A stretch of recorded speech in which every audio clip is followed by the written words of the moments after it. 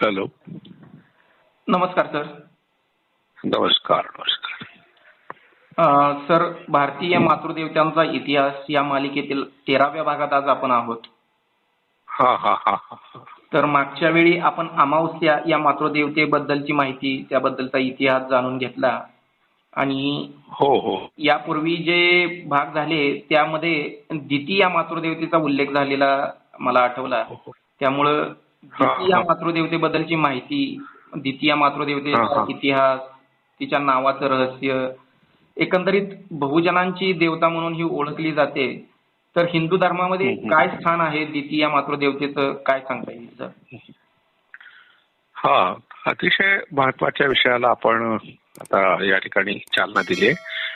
दिती काही हिंदू धर्मात प्रचलित नाहीये, पण प्राचीन ग्रंथामध्ये तिचा उल्लेख आढळतो आणि तिच्या अगदी नकारात्मक किंवा थोडस वैदिकाच्या दृष्टीने सकारात्मक या दोघांची एक मात्र आपल्याला माहित आहे. फक्त तिची काही स्वतंत्र उपासना किंवा परंपरा अशा नाहीये, पूजा परंपरा नाहीये. पण दितीच्या मुलांना, दितीच्या उपासकांना किंवा भक्तांना किंवा अनुयायांना दैत्य म्हणतात आणि आदितीच्या मुलांना, उपासकांना किंवा अनुयायांना आदित्य म्हणतात. आदित्य हा शब्द देवांसाठी वापरलाय आणि देवाच्या विरोधात जे आहे ते दैत्य. आता आदित्य शब्द सूर्य या अर्थाने सुद्धा वापरत आहे. तर यातून आपल्याला एक स्पष्ट दिसतं की एकाच मातृदेवतेची दोन रूप आहेत. जसं आता लक्ष्मी आणि अलक्ष्मी अशी दोन रूपं आपण निवृत्तीची पाहिली, तर आपल्याला स्वीकारताना आपल्या सोयीनी आर्य गोष्टी ज्या स्वीकारल्या, वैदिकांनी स्वीकारल्या, त्यात दितीला स्वीकारताना तिचं नाव अदिती म्हटलं, म्हणजे दिती नाही असं त्यांना म्हणायचं आहे. पण मग स्वतःला आदित्यही म्हटलं आणि सूर्यालाही तो शब्द वापरला गेला. तर हे जे काही मातृदेवतांचं जे अवमूल्यन होतं किंवा उदात्तीकरण होतं, दोन्ही गोष्टी होतात, त्याचा इतिहास आपल्याला दिती या नावातून सापडतो. आणि दिती हा जो शब्द आहे त्याचा अर्थ होतो तेज. तेज किंवा बुद्धिमत्ता. इतका चांगला अर्थ असेल त्या शब्दाचा, तर मग तो वाईट कसा, हा एक प्रश्न आपल्या पुढे आला असेल ते येईल. तर ऋग्वेदाचं एक वैशिष्ट्य असं आहे की ऋग्वेद हा आर्यांचा मुख्य ग्रंथ असं सर्वसामान्य समजूत आहे, पण आर्य लोक यांनी ऋचा रचलेल्या आहेत. म्हणजे पहिला जो इसवी सनाचं जे पहिलं इसवी सनापूर्व 15वं शतक जे आहे ते ऋग्वेदाच्या प्रारंभ काळाचं शतक मानलं जातं. आणि या काळात ते रचणारा जो गृत्समद आहे, हा गृत्समद हा काही आर्य नव्हता. हा व्रात्य शब्द आता अलीकडे बद झालेला आहे. खोडकर, उनाड, आईचं न ऐकणारा या अर्थाने व्रात्य ही शिवी ब्राह्मण स्त्रिया आपल्या वापरतात. पण व्रात्य शब्दाचा जो अर्थ प्राचीन ऋषींनी सांगितलं, यास्काचार्य नावाचे एक फार मोठे ऋग्वेदाचे अभ्यासक होते, जे ऋग्वेदाच्या शब्दांचे अर्थ सांगितले. त्यात त्यांनी व्रात्य हे एक जमात होती असं म्हटलंय. नाही, आणि जे शब्दांचा इतिहास जर सांगितला, आता तुम्ही शब्दांचा काही उल्लेख केला, ते रिपीट करता का थोडस? हो, तर जे व्रात्य शब्द आहे, व्रात्य शब्द जो आता प्रचलित आहे शब्दकोशामध्ये, आपण जर शोधलाय शब्दाचा अर्थ, तर तो उन्हाळ, दांडगट, आईचं न ऐकणारा असा मुलगा असा शब्दकोशात सापडतो, असंस्कृत व्यक्ती. आणि आपल्याकडे ज्या ब्राह्मण स्त्री आहे, आपला मुलगा ऐकत नसला त्याला व्रात्य म्हणतात. आता ही शिवी वृत्ती दाखवणारी असा काही समज आहे की न ऐकणारा मुलगा किंवा मुलगी या अर्थाने मुलीसाठी अशी शिवी दिली जात नाही. तिच्याकरता ज्या शिवाय त्या सुद्धा बहुजन समाजातली जी पूजनीय दैवत आहे, जसं आता भवानी आहे, भवानी माता ही म्हणजे पूजनीय आहे, पण एखाद्या मुलीला शिवी द्यायची असेल ब्राह्मण स्त्री तर ती भवाने असं म्हणते. ती ढालगज भवानी नावाची एक शिवी ब्राह्मणांमध्ये प्रचलित आहे, इतर जाती ती नाही आहे. म्हणजे अजूनही जे ब्राह्मण भारतात वर्षानुवर्षे राहतात त्यांच्या मनात बहुजन समाजातल्या मातृदेवतांबद्दल जो तिरस्कार आहे, तिरस्कारची भावना आहे, की अशा त्या तिरस्काराच्या भावनेचं शिवीत रूपांतर झालंय, नकारात्मक अशा शब्दात रूपांतर झालंय. तर तसा एक व्रात्य नावाचा शब्द आहे, ज्याचा अर्थ यास्काचार्य. यास्काचार्य हे ऋग्वेदाच्या कठीण शब्दाचा अर्थ सांगणारे पहिले अभ्यासक होऊन गेले. तर त्यांनी आणि नंतर मनुस्मृतीमध्ये सुद्धा व्रात्य शब्दाचा अर्थ होतो संस्कारहीन. ओके. म्हणजे ज्याच्यावर संस्कार झाले नाहीत त्याला त्यांनी व्रात्य म्हटलंय. आणि पुढे मग त्याची व्याख्या करताना भट्टोजी दीक्षित नावाचा एक मनुस्मृतीचा भाष्यकार आहे, तो व्रात्य शब्दाचा अर्थ सांगतो की व्रातेन जीवती, म्हणजे कष्ट करून जे जगतात, म्हणजे व्रातेन जीवती हे जे सूत्र आहे हे मनुस्मृतीत आहे. पण या सूत्रावर भाष्य करताना पुढे तो म्हणतो व्रातेन शरीरायासेना नतु बुद्धी वैभवेना. म्हणजे असे लोक आहेत जे कष्ट करून जगतात पण त्यांच्यात बुद्धिवैभव नसतं. आता अशा प्रकारे मनुस्मृती किंवा त्याचं भाष्य लिहिणारा भट्टोजी दीक्षित कष्टकरी लोकांकडे ज्या तुच्छतेने पाहतो त्यातून त्यांच्या ह्या व्याख्येत त्याचं प्रतिबिंब पडलेलं आहे. पण पुढे मग अभ्यासकांनी व्रात्य शब्दाच्या मुळाशी वृ नावाचा एक धातू आहे. वृ म्हणजे कष्ट करणे. ओके. आणि कष्ट करणाऱ्या लोकांचा समुदाय जो आहे त्याला व्रात म्हणतात. व्रात. आणि त्या व्रात ह्या समुदायात म्हणजे कष्ट करणाऱ्या लोकांचा म्हणजे कारागीर असतील, शेतकरी असतील, कामगार असतील, मजूर असतील, हे सगळे कष्ट करणाऱ्या लोकांचा जो समुदाय त्याला व्रात म्हटलाय. आणि त्या समुदायात राहणाऱ्या लोकांना व्रात्य म्हटलंय. आणि आता हे सगळं सांगण्याचा उद्देश असा आहे की ऋग्वेदाच्या दुसऱ्या मंडळाचा कर्ता दृश्यमत हा जो ऋषी आहे तो व्रात्य आहे, तो ब्राह्मण नाहीये. ओके. हा, आपण त्याच्यावर स्वतंत्रपणे केव्हा तरी चर्चा करू. पण एवढंच सांगायचं आहे की ऋग्वेदाच्या निर्मितीत अनेक जाती जमातीच्या लोकांचा सहभाग आहे. ओके. यक्ष, गंधर्व, किन्नर वगैरे ह्या सगळ्या जमातीच्या लोकांनी त्यात सहभाग घेतलाय. आणि ते वैदिक परंपरा पाळत होते. म्हणजे अवैदिक परंपराच्या विरोधात ते होते, आपल्यापैकीच होते, पण त्या वैदिकांच्या गटात ते सामील झाले होते.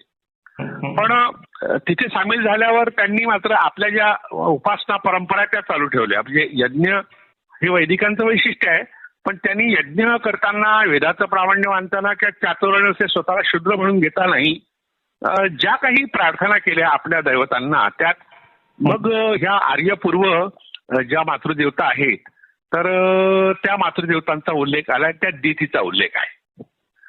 आता ऋग्वेदात ज्या काही मातृदेवतांचा उल्लेख आहे त्यात एक मन्यू आहे, श्रद्धा, अनुमती, अरमती, निवृत्ती, सरस्वती, दितीचा उल्लेख आहे, वाणी आहे, रात्री आहे, पृथ्वी, पुरंदरी, पृष्णी, शरण्यो, विषणा, इडा, बृहद्दिवा, राका, सिनीवाली, अरण्यानी, असुनीती, श्री ज्यापासून लक्ष्मी पुढे डेव्हलप झाली, आपह, गुंगू, सिंधू, इंद्राणी, वरुणानी, रुद्राणी, आग्नेयी, सूर्या, रोदसी, शची, सीता, दक्षिणा, मही, भारती, उर्वशी, उर्वरा अशा अनेक मातृदेवतांचा उल्लेख आहे. यातल्या बऱ्याचशा मातृदेवता ह्या भूमाता आहे, म्हणजे जमिनीच्या संबंधित मातृदेवता आहे. तर काही मग दिशा, प्रकाश, अंधार, पाऊस, नदी इतर नैसर्गिक घटकाशी संबंधित ज्या मातृदेवता आहेत त्यांचा उल्लेख या ठिकाणी आहे. तर काही मातृदेवता अशा आहेत जसं इंद्राची बायको इंद्राणी, रुद्राची बायको रुद्राणी, ह्या मनुष्य रूपातल्या ह्याही मातृदेवतांचा उल्लेख ऋग्वेदात आलेला आहे. तर यातल्या बऱ्याच मातृदेवतांची नावही आपल्याला माहित नाही, कारण त्यांच्या उपासना परंपरा काही अशा प्रचलित नाही आहे. पण ज्या काळात त्या होत्या त्या काळात म्हणजे त्या काळात ऋग्वेद लिहिला गेला म्हणून त्यांचा उल्लेख आपल्याला ऋग्वेदात आढळतो. आता यामध्ये उषा नावाची एक मातृदेवता जी वैदिकांना अतिशय प्रिय आहे, तिच्यावर जास्त सुक्त आहेत. आणि अदिती नावाची मातृदेवता आहे, तिचं जास्त महत्व आहे. आणि पण त्यांच्यावर काही खूप मोठे मंत्र त्यांनी लिहिले, तयार केले असं नाही म्हणतायत. तर त्यातले ज्या अनेक देवपत्नी म्हणून वैदिकांनी प्राचीन भारतीय मातृदेवता स्वीकार केला होता असं हे देवानाम पत्नी ही यजती यासारख्या वाक्यातून दिसून पडतं. आता हे का केलं? कारण आर्य भारतात आले तेव्हा त्यांच्यासोबत त्यांच्या बायका नव्हत्या. अच्छा. त्यामुळे त्यांचा संबंध भारतातल्या स्त्रियाशी आला. त्यामुळे त्यांच्या दृष्टीने इथल्या स्त्रियांचं स्थान हे नेहमीच दुय्यम राहिलंय. आणि आर्यपूर्व समाज जो होता भारतातला, आर्यपूर्व म्हणजे आर्य इथे येण्यापूर्वीचा समाज, त्यात मात्र स्त्रियांना अतिशय महत्वाचं स्थान होतं. आणि प्रामुख्याने बहुतेक गणांच्या ज्या प्रमुख होत्या त्या स्त्रिया होत्या. म्हणजे अशा तऱ्हेने मातृसत्ताक पद्धती होती. त्या मातृसत्ताक पद्धतीमुळे मग दितीचे पुत्र, दितीचे उपासक, दितीचे अनुयायी म्हणून दैत्यांचा उल्लेख येतो. दैत्य शब्द आता नकारात्मक आहे, आपण वाईट अर्थाने हा शब्द वापरतो. बरेचदा दैत्य नावाची शिवी सुद्धा काही लोक देतात. तर अशा त्या दैत्यांची जी माता होती तिचं नाव दिती आहे. अच्छा, म्हणजे दितीची मुले जे दैत्य झाले. हा, आणि हिचा उल्लेख 3दा आलाय ऋग्वेदात, फक्त 3दाच आलाय, जास्त नाही आला. 2दा तो अदिती सोबत आहे. अच्छा. म्हणजे दिती आणि अदिती यांच्यातल्या स्पर्धेचा उल्लेख आहे. तर असं तिथे म्हटलं आहे ऋग्वेदाच्या 6व्या मंडळात, असं म्हटलं आहे, मित्र व वरुण आपल्या रथांमधून अदिती तसेच दितीला पाहू शकतात. या दोन्ही मातृदेवतांना ते पाहू शकतात. ऋग्वेदाचे प्राचीन भाष्यकार सायणाचार्य हे सुद्धा एक ऋग्वेदाचे भाष्यकार आहे. त्यांनी असं म्हटलंय, अखंड पृथ्वी व पृथ्वीवरील प्राणी, असा अदिती आणि या द्वितीय शब्दांचा अर्थ ते सांगतात. म्हणजे अखंड पृथ्वी म्हणजे अदिती, पृथ्वीवरील प्राणी म्हणजे दिती, असा अर्थ त्या ऋग्वेदाच्या भाष्यकारांनी सांगितलाय. तर आधुनिक अभ्यासकापैकी राय जे आहे त्यांचं म्हणणं आहे की नश्वर व अविनाशी, म्हणजे अदिती नश्वर आहे, अविनाशी कोण आहे, दिती आहे. तर म्यूर नावाचा जो एक मोठा अभ्यासक होऊन गेला, त्या सगळ्या दिसणाऱ्या गोष्टीला ते दिती अदिती म्हणतात. तर अशा तऱ्हेने प्रत्येक अभ्यासकांनी या मातृदेवताकडे पाहण्याचा एक दृष्टिकोन त्यांचा मांडलाय. आता ऋग्वेदाच्या एका मंत्रामध्ये आपलं अदितीपासून रक्षण व्हावं तसे दिती आपणास मिळावी अशी प्रार्थना केली आहे. म्हणजे हे ऋग्वेदातला हा मंत्र आहे. मंत्र असल्यामुळे कसं आपल्याला एक पुरावा सापडला, कागदोपत्री होईना लेखी पुरावा सापडला. ऋग्वेद हे नंतर लिहिलं गेलं हे जरी आपण मान्य केलं, खरंच आहे ती, पण ज्या काळात तो निर्माण झाला त्या काळातला कोणताही ग्रंथ उपलब्ध नाही. तर हा नंतरच्या काळात त्याचं लेखन झालं. बराच काळ मौखिक परंपरेने ऋग्वेद हा प्रचलित होता आणि विशिष्ट एका समुदायामध्ये होता. इतरांना तर त्याचे मंत्र ऐकण्याचा आणि जे वाचण्याचा अधिकार नव्हता, पण ब्राह्मण वर्गामध्ये तो अधिकार त्यांना होता. तर सायण आणि सायणाचार्याचा उल्लेख मी यापूर्वी केला. त्यांनी या मंत्राचा अर्थ उदार दाता आणि अनुदार दाता, म्हणजे उदारपणे वागणारी मातृदेवता आणि अनुदारपणे उदारपणे न वागणारी, अशा तऱ्हेचा अर्थ सायणाचार्यांनी दिलेला आहे. हा जो मंत्र ज्याबद्दल म्हणजे अदितीपासून रक्षण व्हावं, ती उदार आहे पण तरी रक्षण व्हावं, अदिती आपल्याला मिळावी अशी अपेक्षा केली आहे. राय नावाचे अभ्यासक या शब्दाचा अर्थ धन आणि दारिद्र्य असा देतो. म्हणजे धन म्हणजे काय, तर अदिती, आणि दारिद्र्य म्हणजे दिती. दितीला तरी हिनच लेखलाय. एका मंत्रामध्ये आदिती शिवाय तसेच अग्नी, सविता व भाग या देवतासोबत स्वीकारण्यायोग्य वस्तू देणे, म्हणजे स्वीकारण्यासाठी एखादी वस्तू द्यायची असेल त्या अर्थाने दितीचा उल्लेख, म्हणजे दुय्यम अर्थ एका मंत्रामध्ये आहे. तर वेदात्तर साहित्यामध्ये वेदाच्या नंतर जे साहित्य निर्माण झालं तसंच अथर्ववेदामध्ये एक देवी म्हणून अदिती सोबत दितीचा उल्लेख येतो. आता अदिती नावाची देवता आज नाहीये, तर तिच्या काही परंपरा नाही, मंदिरं नाही, काही उपासना संप्रदाय नाही, तसे दितीची नाही आहे, पण वेद काळात हे होते असं दिसतं. आणि दिती ही संपत्तीची देवता, अदिती ही दारिद्र्याची देवता असं ऋग्वेदात म्हटलंय. म्हणजे दितीला चांगलं म्हटलंय, अदितीला वाईट म्हटलेलं आहे. आणि उत्तरकालीन वैदिक साहित्यामध्ये वाजसनीय संहिता, जी वेदाची संहिता आहे, तिला दिती आणि अदिती यांचा देवी म्हणून उल्लेख आहे. म्हणजे दितीला स्वतंत्रपणे मातृदेवता म्हणून स्थान असल्याचा हा वैदिक साहित्यातला उल्लेख आहे. अथर्ववेदामध्ये दितीच्या मुलांचा देवशत्रू दैत्य असा उल्लेख आहे. आता अथर्ववेद हा आर्यपूर्व लोकांचा आहे, म्हणजे बोलले भारतातले जे पहिले रहिवासी त्यांनी केलेल्या, पण त्यात सुद्धा अशा तऱ्हेने जो उल्लेख आहे म्हणजे कुणाचा, आपल्या दितीचा, तो अशा तऱ्हेने आलेला आहे. तर म्हणजे जे ऋग्वेदाचे निर्माते होते त्यांनी चांगलं म्हटलेलं आहे, पण अथर्ववेदात आणखी स्पष्ट केलं आहे की ही दिती जी आहे तिच्या मुलांना देवशत्रू म्हटलंय. आता वेदाचे एक अभ्यासक आहे म्यूर नावाचे, ते असं म्हणतात दिती रात्रीची प्राकृतिक, तर अदितीला समग्र दृश्यमान जगताची शोभा, म्हणजे जो प्रकाशमान जे जग आहे त्याचं प्रतीक म्हणून आदिती, तर अंधाराचं प्रतीक म्हणून दितीला म्हटलंय. एबिकीत नावाचे एक ऋग्वेदाचे अभ्यासक आहेत ते की दितीला फारसं महत्व देत नाही. त्यांचं असं म्हणणं आहे अदितीपासून दितीच्या नकारात्मक अर्थाने तिची निर्मिती झाली, म्हणजे अदितीपासून दिती झाली नकारात्मक अर्थाने, असं एबिकीत हे महत्वाचे विद्वान होऊन गेले 100 वर्षापूर्वी. आणि शरद पाटील, काँग्रेस शरद पाटील यांनी मात्र विरोधात आपलं मत मांडलंय. ते म्हणतात दिती मूळ मातृदेवता आहे, तिच्या विरोधात अदिती ही काल्पनिक देवता निर्माण झाली होती असं त्यांचं म्हणणं आहे. आणि त्यासाठी त्यांनी वैदिक साहित्याचा आधार दिलेला आहे. अथर्ववेदात अदिती आणि दिती या आदित्याच्या 2 माता आहेत, म्हणजे दिती सुद्धा आदित्याची माता आहे असं अथर्ववेदात उल्लेख आहे. त्यामुळे वेगळ्या होत्या की एकच त्या परस्परांना पूरक याविषयी अभ्यासकांमध्ये संभ्रम आहे. आणि पुराणांनी तर ते आणखी तो संभ्रम वाढवलाय. आपल्याकडे महाकाव्य आहे, रामायण महाभारत आणि काही पुराण आहेत. 2000 वर्षापासून पुराणांची निर्मिती झाली आणि 12-13 शतकात त्याची संख्या वाढली. त्यात नरसिंह पुराण, पद्मपुराण, स्कंद पुराण, तसं महाभारत व वाल्मिकी रामायणात दितीविषयी माहिती देणाऱ्या अनेक कथा आहेत, अनेक मिथक आहेत. पद्मपुराण नावाची पुराणं वैष्णव आणि जैन ह्या दोन्ही परंपरांमध्ये असली आहे. जैनांचं पद्मपुराण इसवी सन 577च्या सुमारास अपभ्रंश भाषेत, अपभ्रंश नावाची एक भाषा आहे. आपण अपभ्रंश शब्द थोडासा चुकीच्या अर्थाने वापरतो की एखाद्या शब्दाचा उच्चार जमला नाही की त्याला अपभ्रंश म्हणतात. पण तसं नाहीये. अपभ्रंश ही भाषा आहे. जैनांनी आपली धर्मभाषा म्हणून तिला मान्यता दिली आहे. जसं बौद्धांनी पाली ही धर्मभाषा मानली, तसं जैनांनी अपभ्रंश या भाषेला धर्मभाषेचा दर्जा दिला आणि इसवी सनाच्या 570 मध्ये जैनांचं पद्मपुराण लिहिलं गेलं. तर वैष्णव परंपरेतील पद्मपुराण जे आहे प्रसिद्ध ते 12व्या शतकाच्या उत्तरार्धात झालं असावं, हा असा अभ्यासकांचा अंदाज आहे. तर नरसिंह पुराण हे आणखी उपपुराण आहे. त्याची रचना इसवी सन 400 ते 500 या काळात झाली. तर त्या नरसिंह पुराणात आपल्याला वैष्णव पुराणामध्ये महत्वाचं आहे तर स्कंद पुराणाची रचना 7व्या ते 9व्या शतकापर्यंत झाली. अशा आणि पुराणाच्या शैलीमध्ये रचलेलं महाभारत इसवी सनाचं 1 ते 2 शतक. तर रामायणाच्या बद्दल वेगवेगळी मत आहे. इसवी सनाच्या 4थ्या शतकात ते रचलं असं काही लोकांचं म्हणणं आहे, तर काही लोकांचं म्हणणं 2ऱ्या शतकाचा. आता ह्या ग्रंथांचा उल्लेख यासाठी केला कारण या सगळ्या ग्रंथामध्ये दितीचा उल्लेख आहे. महाभारतात दिती ही दक्ष प्रजापतीची कन्या. आता एक गंमत आहे. दक्ष प्रजापती हा म्हणजे सगळ्या सृष्टीचा प्रमुख, म्हणजे सगळ्यांना जन्म देणारा आहे असं मानणारा एक संप्रदाय पूर्वी होता. जसं आता आपल्याकडे ब्रह्मदेव हा सगळ्यांना जन्माला घालतो असा समज आज रूढ आहे.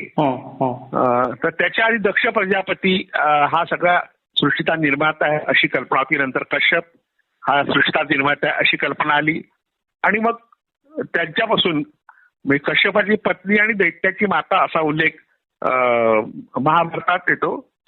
आणि अतिशय हिरण्यकश्यपू प्रसिद्ध आहे. आपल्याला माहिती आहे की होळीच्या वेळेस ज्या कथा सांगितल्या जातात, हिरण्यकश्यपूचा मुलगा प्रल्हाद आणि मग हिरण्यकश्यपू हा दितीचा मुलगा, म्हणजे महाभारतात जो उल्लेख येतो दितीचा, तिचा मुलगा कोण ते हिरण्यकश्यपू आणि हिरण्याक्ष.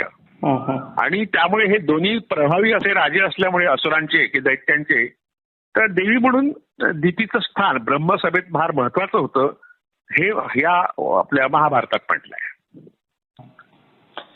मग सर आता हिरण्य कश्यपू हे जे कश्यप्य आले ते दितीचा पती कश्यप्यमुळं ते कश्यप्यू पुढे. बरोबर आहे. हा कश्यपामुळे कश्यप. बरोबर आहे, तुमचा तर्क बरोबर आहे. आणि सर आता हिरण्यकश्यपूची मुलं आणि हिरण्याक्षची मुलं बाणासूर, बळीराजा ही कशी वंशावळ आहे? हिरण्याक्षच्या मुलांबद्दल फारशी माहिती नाही, पण हिरण्यकश्यपूचा मुलगा प्रल्हाद होता आणि जी कथा प्रचलित आहे त्या कथेनुसार प्रल्हाद हा विष्णूचा भक्त होता आणि हिरण्यकश्यपूला ते आवडत नव्हतं कारण विष्णू जो आहे तो वैदिकांचा समर्थक होता ना.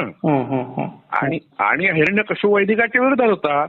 म्हणून त्यांनी त्या प्रल्हादाला जाळण्याकरता आपली जी बहीण आहे होलिका, होलिकेला तिला जाळायला लावलं अशी कथा होळीच्या वेळेस आपण सांगतो. ही होलिका दितीची मुलगी आहे असा उल्लेख आपल्याला महाभारतात सापडतो. तर पुढे आता गंमत अशी तुमच्या प्रश्नामध्ये एक खोच आहे की प्रल्हादाचा मुलगा विरोचन.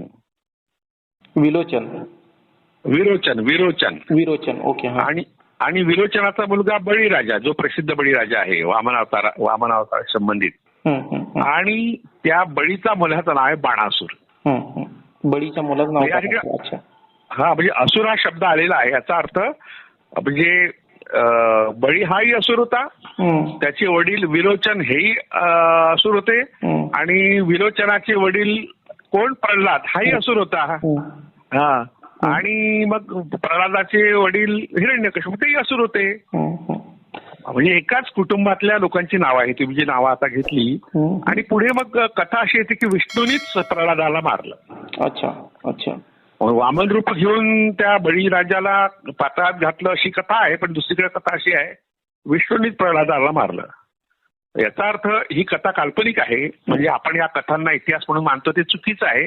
पुराणिकांनी आपापल्या सोयीनी अशा तऱ्हेने ह्या सगळ्या कथा लिहिल्या आहेत. म्हणजे पुराणांनी नव्हता नाही, तो विष्णू भक्त असता तर विष्णूंनी कशाला मारलं.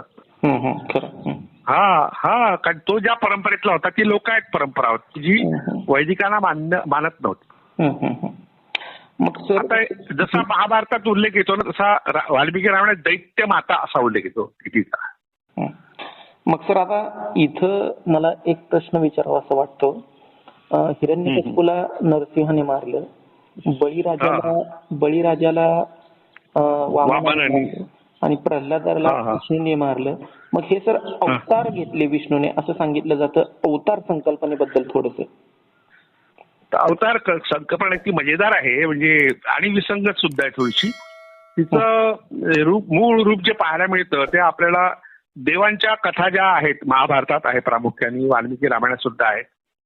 तर त्यात देव हे स्वर्गात राहत होते असं आपण सर्वसामान्यपणे म्हणतो. तर हा स्वर्ग कुठे होता तर एक वैदिक साहित्याचे मोठे अभ्यासक आहेत होते श्रीपाद दामोदर सातवळेकर. तर सातवळेकरांनी महाभारत समालोचना नावाचा ग्रंथ 1925 मध्ये लिहिला. म्हणजे आता त्या ग्रंथाची शताब्दी सुरू झाली यावर्षी 2024 मध्ये. तर त्या ग्रंथामध्ये त्यांनी असं म्हटलं आहे की महाभारतामध्ये त्रिविष्टप म्हणून स्वर्गाचा उल्लेख आहे. त्रिविष्टप म्हणजे 3 बाजूनी प्रवेश करण्यायोग्य प्रदेश. तर त्या त्रिविष्टप शब्दाचं तिबेट हे रूपांतर झालं असं त्यांचं म्हणणं आहे. अच्छा, तिबेट. म्हणजे देव कुठे राहत असत तिबेटमध्ये राहत होते.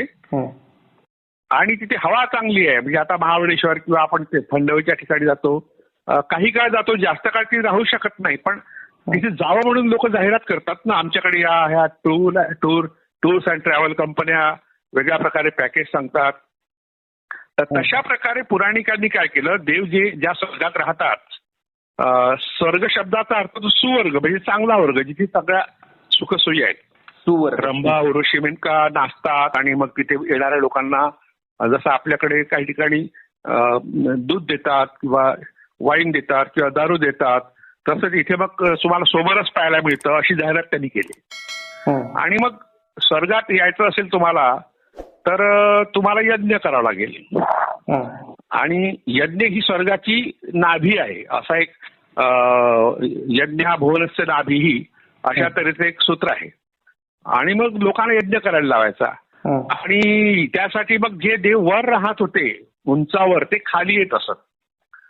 तर वरून खाली येणे त्याला अवतार म्हणतात. अच्छा. अवतार शब्दाचा अर्थ होतो वरून खाली येणे. कशासाठी येणे तर ज्या शेतकऱ्यांनी मोठ्या कष्टाने शेती पिकवलेली आहे ते पीक जे आहे ते पीक कापणीची वेळ आली की मग त्या हंगामाच्या वेळेस ते वरून खाली उतरत असतात. आणि ते म्हणत तुम्ही जे वरून खाली उतरणे याला म्हणतात अवतार. आणि मग ते म्हणत तुम्ही यज्ञ करा, म्हणजे स्वर्गात तुम्हाला आम्ही घेऊन जाऊ. तर मग यज्ञ केला, ज्या भूमीत यज्ञ केला, ज्या शेतीत यज्ञ केला ती शेती त्याच्या मालकीची होत असे. शेती बळकावण्याकरता अशा तऱ्हेने यज्ञाचं समर्थन, यज्ञाचं जाहिरात ही वैदिकांनी केली, पुराणिकांनी केली. आणि हे जे अवतार आहे हे केवळ त्या शेतकऱ्याच्या पिकातला वाटा घेण्याकरता आलेले लोक आहेत. आणि हे देव आहे. देव हा आर्यांचा एक गट होता. आपण यापूर्वी पाहिलं की हा जो आर्यांचा गट होता त्यांना अग्निरक्षण करण्याची कला अवगत होती आणि ते आपल्या समुदायातल्या लोकांना ती कला शिकवत नव्हते. आणि अग्नीशिवाय आपण अन्न शिजवू शकत नाही किंवा आपल्यावर आक्रमण करणारा कोणी आपल्यापैकी असेल किंवा परका कोणी असेल तर त्याला घाबरवण्याकरता आपण टेंबा जर पेटवला, मशाल पेटवली तर तो पळून जातो. किंवा एखादा पशु आला, वन्य पशु आला, श्वापदं आली तर त्यांना हाकलण्याकरता सुद्धा अशा तऱ्हेचा टेंबा कामात येतो. अग्नीचं महत्व त्यांनी अशा तऱ्हेने वाढवलं. आणि मग यज्ञ म्हणजे अग्नी, यज्ञाचा अर्थ होतो अग्नीची पूजा करा, प्रकाशाची पूजा करा. एवढंच नाही तर ती जमीन ते बळकावत असत. म्हणून श्रीपाद दामोदर सातवळेकरांनी आणखी एक गोष्ट सांगितली, यज्ञाच्या माध्यमातून आर्य लोक आपल्या विरोधकांची जमीन ताब्यात घेत होते. म्हणून ही यज्ञ ही आर्यांची युद्ध पद्धती आहे. आणि युद्धाचा वेगळा प्रकार आहे. म्हणजे कोणती शस्त्र वापरायची नाही, आक्रमण करायचं नाही, पण जमीन मात्र बळकायची. मग ज्यांची जमीन आहे ती घेऊन येतील का तुम्हाला? ते विरोध करतील ना. हा, ते जमिनीचे रक्षक जे आहेत त्यांना आपण राक्षस म्हटलं, राक्षसांना वाईट म्हटलं. हा, म्हणजे देव आणि राक्षसांचा जो झगडा आहे, पुढे सातवडेकर असं लिहितात, वाल्मिकी रामायणात जे देव आणि राक्षसांचा जो लढाई दाखवली आहे तो यासाठी आहे, जमीन बळकावण्याकरता आलेले देव, जमिनीचं रक्षण करणारे राक्षस, असं स्पष्टपणे त्यांनी त्या ग्रंथात लिहिलं आहे. आता 100 वर्षात हा ग्रंथ रिप्रिंट झाला नाही, मी लोकांपुढे हे ज्ञान येऊच द्यायचं नाही असं त्याच लोकांनी ठरवलं ज्यांनी स्वाध्याय मंडळ स्थापन केलं. आता ते आपल्या गुजरात मधल्या नवसारी हे जे गाव आहे, जिल्हा आहे, त्या जिल्ह्यात पारडी किल्ले पारडी नावाचं एक गाव आहे. त्या ठिकाणी स्वाध्याय मंडळ आहे, तिथे सगळे ग्रंथ सातवडेकरांचे मिळतात. पण हा ग्रंथ मात्र त्यांनी रिप्रिंट केलाच नाही, हे सत्य लोकांना कळूच दिलं नाही. अशी अवतार कल्पनेची गंमत आहे. खरंय सर. मग दितीची मंदिर किंवा दितीची उपासना हे कसं काय नाही, मंदिर तर पाहिजे होती सर. नाही, काय होतं की हे जे देव होते ना, इराण मधून आलेले जे द एव किंवा दीव नावाची जमात होती. देव म्हणजे तिथली एक जमात आहे, आताही ती आहे, तिला कुर्द म्हणतात. कुर्दिस्तान नावाचा एरिया आता इराण मधला आहे. आणि ते लोक इस्लामला मानत नाही, त्यांनी इस्लाम नाकारलाय गेल्या 5-6 वर्षामध्ये. तर त्यामुळे मग कसं केलं की ते जेव्हा आले, म्हणजे 4,000-5,000 वर्षापूर्वी की 3-4 हजार वर्षापूर्वी भारतात आले, तर त्यांनी मग अशा तऱ्हेचे ग्रंथ लिहून कपट कारस्थानं करून त्यांच्या दैवतांची बदनामी केली, अनार यांच्या. आणि मग बदनामी केल्यावर मग काय होतं की जेव्हा आपल्याच एखाद्या व्यक्तीबद्दल कोणी बदनामीकारक काही लिहितात किंवा बोलतात, ते आपल्याला वाटते की संशय तो आपली व्यक्ती काही चांगली नसेल, आपण ज्याला मानतो तो काही ती व्यक्ती चांगली नसेल. तसं दितीबद्दल झालं की तिच्या मुलांना वाईट लेखलं. दैत्य हा शब्द आजही नकारात्मक आहे. म्हणजे संभाजी महाराजांना जसं वाईट लेखलं त्या काळी. हा, बरोबर, तुम्ही योग्य उदाहरण दिलं की संभाजी महाराजांबद्दल आताही आपण चांगलं जर म्हटलं तर लोक आपल्याला नावं ठेवतात. मूर्ख आहे का इतका माणूस, वाया गेलेला माणूस, बदपैली, सैरवर्तन करणारा, दारुड्या, असं जे अशी जी प्रतिमा रंगवली आहे, म्हणजे भल्ला रामराव चिटणीस म्हणा की यांच्या बकरीमध्ये किंवा मग ग्रँडच्या इतिहासामध्ये ही प्रतिमा रंगवली आहे. अनेक कथा कादंबरी, नाटककार, सिनेमावाले संभाजी महाराजांनी इतकं बदनाम केलं की आता एखाद्या माणसाने संभाजीचं नाव घेतलं की लोक नावं ठेवतात, कारण इतकं ते प्रभावी झालेला आहे तो प्रचार. हे चित्र काही वर्षापूर्वी होतं एक, म्हणजे आम्ही लहान असताना आम्हाला ते म्हणजे संभाजी हा प्रेमी, दारुडा असं रंग सांगितलं जायचं. पण जसं जसं जागरूकता वाढली, प्रसार वाढला संभाजी महाराजांच्या बद्दलचा, तसं ती खरं रूप संभाजी महाराजांचं बाहेर आलं. तसं हे बरोबर आहे. तसं हे दितीला बदनाम केलं असणार त्या काळी. हो, आणि दैत्य बदनाम झाल्यामुळे आणि त्यांच्यात जे काही विद्वान होते, दैत्यांमध्ये सुद्धा रावण हा मोठा विद्वान होता, किंवा बळीराजा हा दैत्यच होता, पण त्याची सुद्धा मंदिरं नाहीत कुठे. आणि ज्या ठिकाणी त्याचे मूर्ती दाखवतात तो वामनाच्या पायाखाली चिरडला गेलेला, पाताळात गेलेला, असं नकारात्मक पद्धतीने आज हळेबीड म्हणा, बेल्लूर म्हणा, दक्षिण भारतातल्या जेवढ्या मंदिराच्या भिंतींवर बळीराजाची चित्र आहेत, शिल्प आहेत, ती अशा तऱ्हेने त्याला हीन लेखणारी आहे, कमी लेखणारी आहे. तर बाणासुराची हत्या कोणी केली? बाणासुराच्या हत्येचा आता विस्तृत काही आपल्याला माहित नाही, पण जी काही पुराणामध्ये कथा आहे त्यावरून देवांनीच केली असं त्यातून दिसतं. अच्छा अच्छा, म्हणजे बहुतांश असुरांना मारणारे देवच होते. हा, ते कटकारस्थान करणारे होते, ते कष्टकरी नव्हते. केवळ ते आपल्याकडे जास्त बुद्धिमत्ता असा प्रचार करत होते, कपट कारस्थानं करून त्यांच्या दैवतांचीही बदनामी करत होते आणि त्यांचीही बदनामी करत होते. आणि मग जमिनी बळकावणे, बायका बळकावणे, मुलांना मारून टाकणे, अशा तऱ्हेची कृष्टकृत्य, आता कृष्टकृत्य शब्द वाईट अर्थाने आहे, तर अशा तऱ्हेची कृत्य करणारे देव, आणि त्यांना आपण आता आपले आदर्श मानतो. विसंगत परिस्थिती आज निर्माण झालेली आहे गेल्या 4,000 वर्षामध्ये. सर, एक प्रश्न एका प्रतिक्रियेमध्ये आला होता, देव जर वाईट होते तर शंकराला महादेव का म्हणतात?